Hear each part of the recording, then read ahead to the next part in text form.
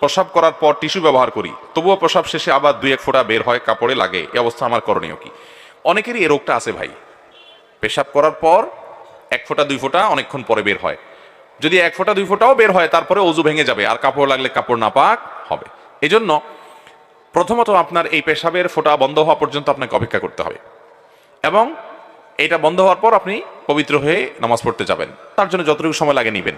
আবার অনেকের আছে অহেতুক সন্দেহ, পেশাবের ফোঁটা বাহির হোক বা না হোক, তার মনে হয় বাইরে হয়েছে, ঘন ঘন চেক করতে হয়, আছে না নাই?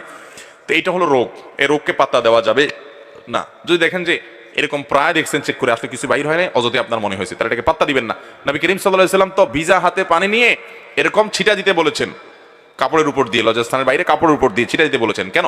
যাতে করে ওই শয়তান আপনার মধ্যে ওয়াসওয়াসা ঢুকাতে না পারেন যে আপনার পেশাবের ফোঁটা বের হয়েছে, তাইলে এটা পেশাবের ফোঁটা কিনা। আপনি নিজে পানি ছিটা দিয়ে দিবেন, তাতে করে আপনার পেশাবের ফোঁটা এরকম কোনো সন্দেহ শয়তান সৃষ্টি করার সুযোগই পাবে না। তার মানে সন্দেহকে পাত্তা দেওয়া যাবে অহেতুক।